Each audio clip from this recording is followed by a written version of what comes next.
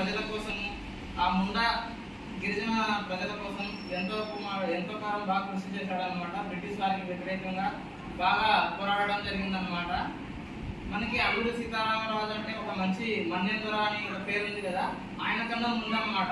మనకి బిర్సా ముండా కూడా 1870 19వ శతాబ్దంలో ఒక మంచి నాయకుడు అన్నమాట. మన కంట్రీ వైడ్గా మనకి ఈరోజు ఎక్కడైతే మనకి గిరిజన ప్రజలు ఎక్కడైతే ఉన్నారో, తాండా గ్రామాలు ఎక్కడైతే ఉన్నాయో, కంట్రీ వైడ్గా ఈరోజు ఇలా ప్రత్యేక గ్రామ సభలు అనేటివి జరుగుతున్నాయన్నమాట.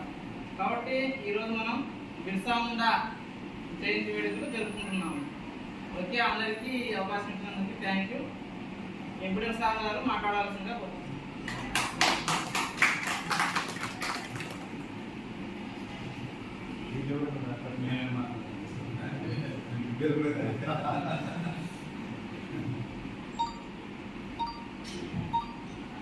అందరికి నమస్కారం.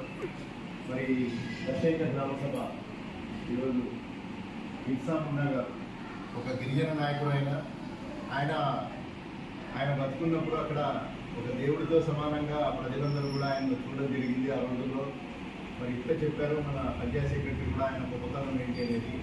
ఆయన ఎందుకు అంత గొప్పవాడయ్యాడంటే ఆ వనాలు ఏవైతే ఉన్నాయో అవన్నింటినీ కూడా కాపాడడం కోసం, తర్వాత గిరిజనకు సంబంధించిన భూస్వాములు లాక్కుని దొరుకుతుంటే వాళ్ళ నుంచి అవన్నీ విడిపించుకొని మళ్ళా వీళ్ళందరికీ కూడా ఇచ్చే విధంగా కృషి చేశారు ఆయన.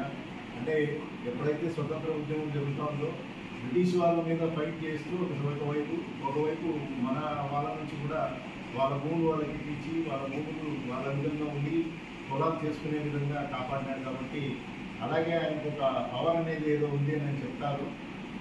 మరి ఆ పవర్ ఏమంటే ఆయన ఎవరికైతే స్పృశిస్తాడో ఆయనకి ఏదైనా